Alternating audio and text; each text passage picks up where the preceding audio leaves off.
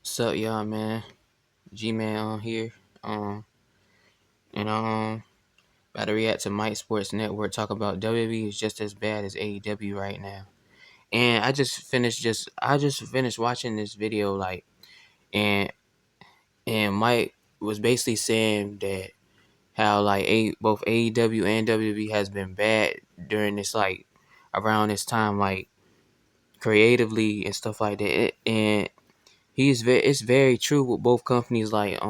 Even though people might have what they might like, what they see with these companies and stuff like that, but we gotta be real, man. We like pro wrestling as a whole has been terrible this year, man. I asked myself, I can't believe that I literally came back to watch this stuff after I took a hiatus from it, just for me to think everything was going well. It's been going so bad, man.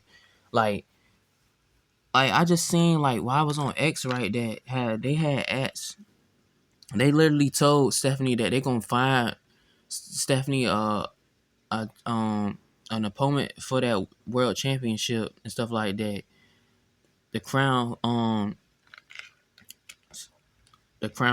who's gonna be women's world champion. I'm like, yo, that's lazy, man. And then you could tell Stephanie was not feeling it and stuff like that. Like she was like, man, really? Like I ain't on Clash. I'm not gonna be in Clash and stuff like that. I'm like, why y'all don't start up a tournament or something? Like, come on, bro. That's just lazy booking. And then I'm seeing Kofi beating Penta, and they've been booking New Day ever since that heel turn, man. It's just been crazy. And then just for them to had them beat one of their top stars, bro, like one of the up and coming stars. It's, man, I don't know. And then AEW, they be just rushing everything, man. They've been getting lazy with a lot of stuff, bro. Like they shoot. Every time I turn around, they rushing like a dream match. I understand you want it now, but like we had Athena, who had a contract. Like she already known that she probably would have lost it, because I was thinking to myself, she got the Ring of Honor Women's Championship. She might have kept that just because she's gonna lose. Like I told Cut, she's gonna lose that championship match against Tony Storm, which she did. And like I said, bro, it just didn't make sense, because I feel like they trying to have her get to 1,000 days like Roman did with his title reign. But I'm gonna just go, let's sit up here and listen to Mike talk about this, man, because this is just terrible. This has just been terrible this year.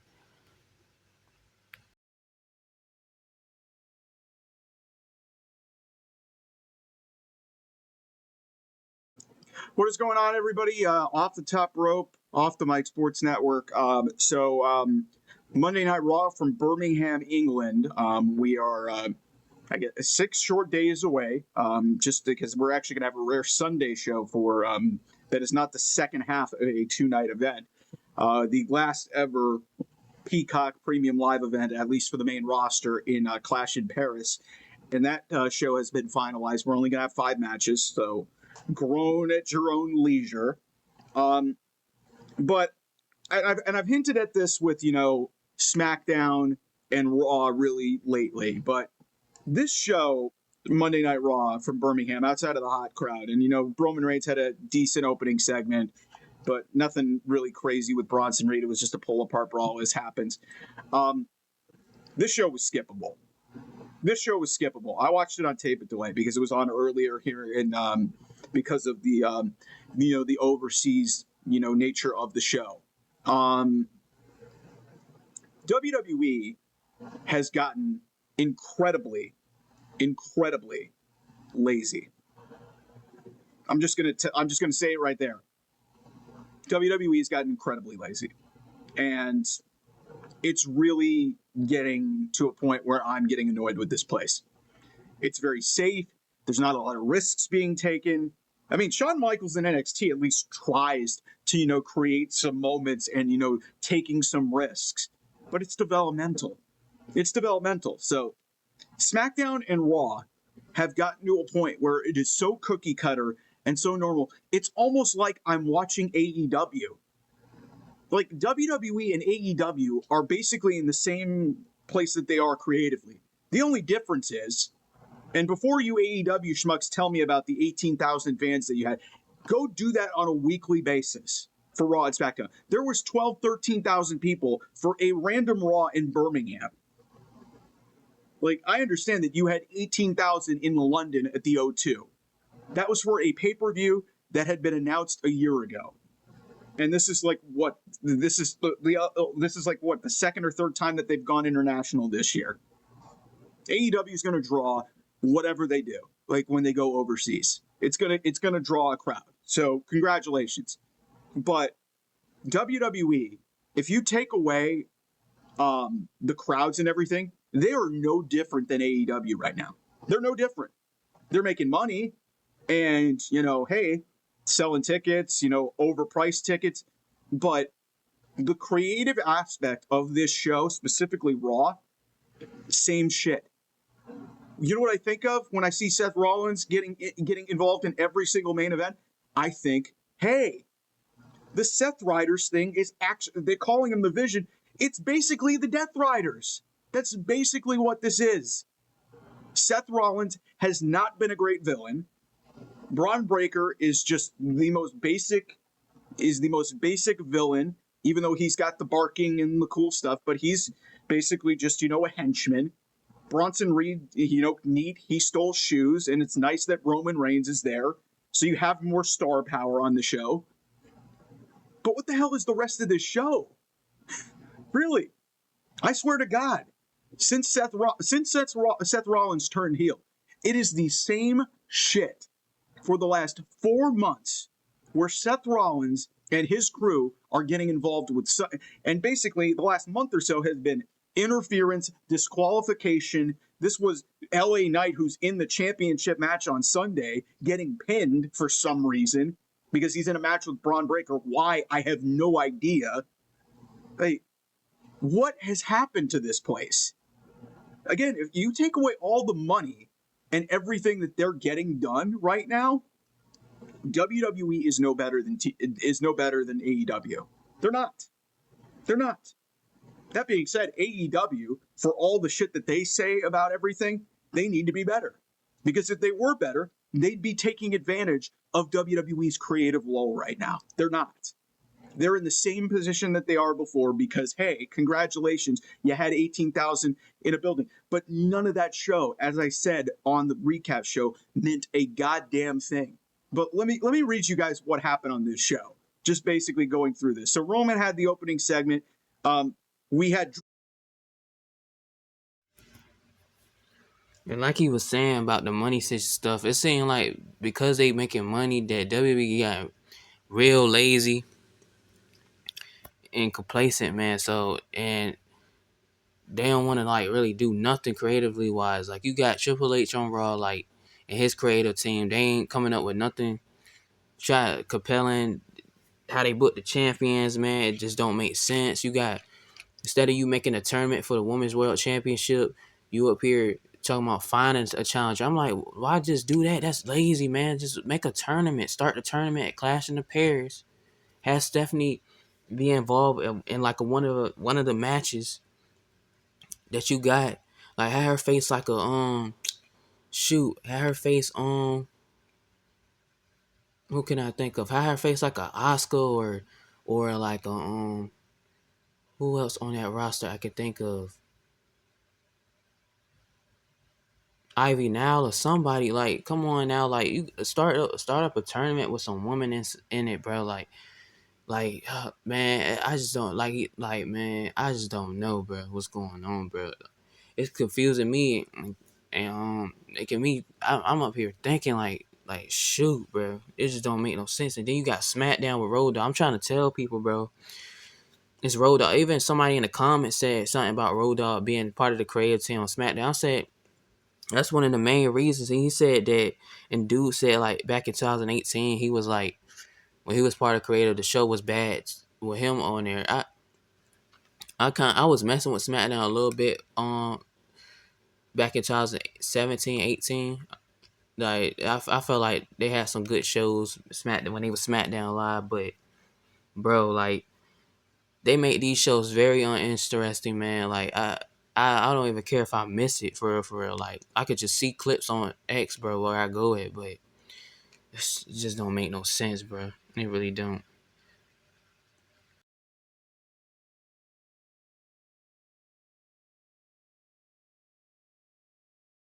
Dragon Lee and JD McDonough, great. I love Dragon Lee and JD McDonough. There's no story there. Penta versus Kofi Kingston. Kofi Kingston beat Penta. Are you kidding me? Penta is losing to Kofi Kingston. Really, that's just baffling. I don't understand that at all. Um, you know, Rhea Ripley faces Roxanne Perez. Becky Lynch and Nikki Bella set up their match at Clash in Paris for the Intercontinental Championship. Stephanie Vicaire effectively loses her championship match. Some people are going to be mad about that. I actually think they handled that fine. There was no reasonable way that you were just going to throw Stephanie Vicaire, basically because they gave Naomi her moment. They had a week off from it. They gave Naomi her moment to effectively, announce her pregnancy and, not involve that, take the championship away and just move on. And now they're going to figure that out, probably going into WrestlePalooza, maybe do it on Raw. Some people are going to be mad about that, but I think they handled that the right way.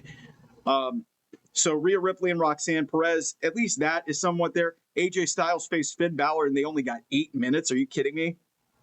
That match could be on a PLE. AJ Styles and Finn Balor went 8 minutes. Really? That's wild to me. And the Bayley stuff has still been really good. I don't know where they're going with it. Maybe she's potentially heading towards, but you've got the hugger Bayley and role model Bayley, heel role model Bayley clashing with each other, internal conflict for Bayley, which is actually kind of the most interesting stuff that they got going on in this show. And then, hey, Braun Breaker and LA Knight. LA Knight loses. He's in the World Championship match on Sunday. We know he's not winning. Why did this match need to happen? And again, just, interference. And then, you have the 3 contenders, including CM Punk, getting into it with each other while Seth Rollins and, Braun Breaker are up on the stage just sort of laughing about it. This is literally the same show. It's like Groundhog Day. It's literally like watching Groundhog Day, if you guys have ever seen that movie. It's like starting the whole thing over every single week. And that basically is like Vince McMahon creative. And Triple H is better than that, right? He's better than that. But I think this company has gotten complacent. It's gotten lazy. And they've gotten that way because they're making so much money. They're drawing ticket figures. No matter what money they're charging, these tickets are selling like hotcakes. And they don't care. At some point, Which I don't understand either. Like they charging, I'm seeing that they charging like 70K for like next year's Mania. Like and people are out their mind. I mean, out of their mind, bro.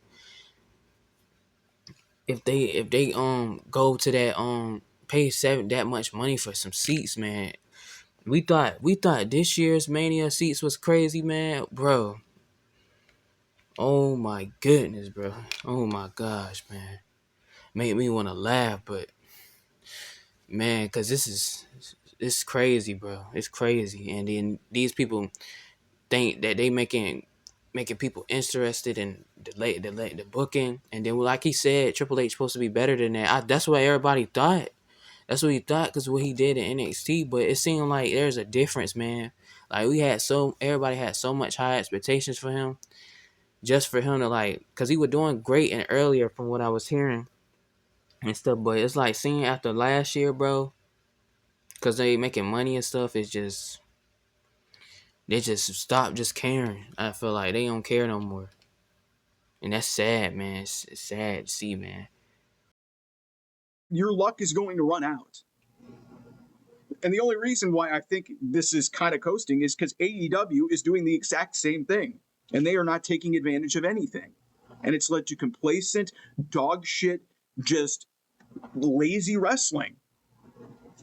WWE has all the momentum that they have because the fan interest, despite this being one of the worst creative years since Vince McMahon left, it's still there because, hey, they're drawing so much money. People are the interest in the product. It's John Cena's final year. They fucked that up. Like, it's just, I don't get this company. I don't get this company and what their philosophy is right now. Because, like I said, as far as I'm concerned, AEW and WWE, again, you take out what WWE is doing, like, metrics wise in terms of their ratings and their attendance figures.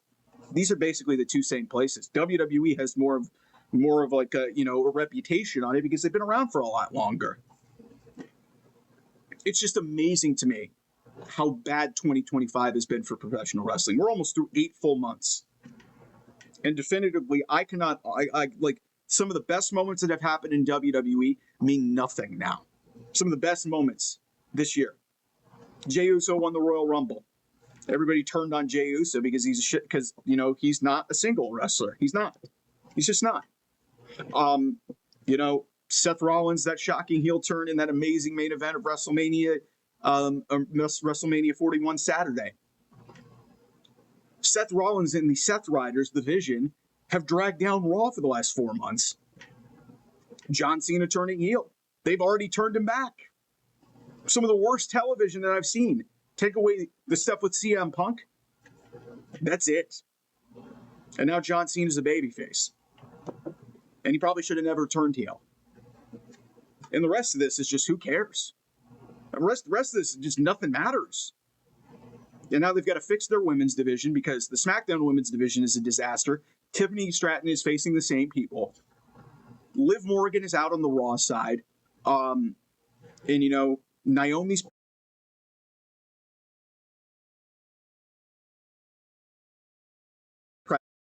pregnant. They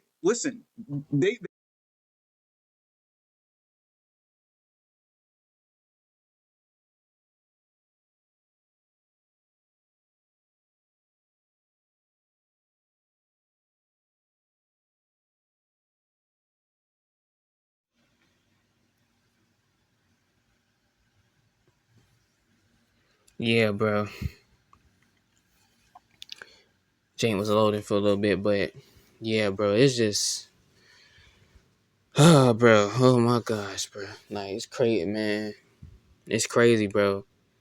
It really is, man. Like it's like they ain't caring at all, bro, about the type of product they putting up out here, and it's showing, and people still paying a lot of money for it, and they scamming people with these streaming services, they scamming people with these seats, and people still going. I gotta see what BC Amplified's talking about, bro. I gotta go on his channel, see what he talking about, bro. But, bro, it's sad. And then with AEW, bro, like I feel like they got some home stars and that I wish that was. It seemed like they male home stars are like the only ones that like kind of like getting some spotlight, but like they women homegrown stars like Sky Blue and Anna Jay and them, like it's sad. Well, like Anna, how Sky Blue came back after having a bad leg injury or a knee injury, and she's been taking a lot of L's, and they haven't tried to build her up to go after that TBS championship that Mercedes got, and I'm very high on Sky Blue, and they got her in a group with Julia Hart and Tekla, and it ain't doing nothing for her at all. Like it's just like all she doing is taking L's and getting beat up on. That's all I'm seeing from clips and stuff, and I'm like, that's sad, man. Anna J. Anna J is what they doing with is Anna J is this Anna J, man. I just don't know, bro. With that, it's sad. With that Tay Mello, I don't even know if when they gonna build like a tag team titles for them or something. It's just AEW's the same thing too. Even though somebody gonna disagree, but it's just that it's just been bad, bro. That said, I try to check out what TNA got going on. NXT, it's okay, bro. They just gotta change some stuff. I just don't, and I seen that Javon lost to Oba, and I don't mess with that decision. And just for them to have Ricky Saints go after Oba, I don't get that at all, bro. I really don't, bro. I don't get that at all, but it is what it is, bro. It really is, bro. Y'all comment down below. Tell me how y'all feel. I'm out. Peace.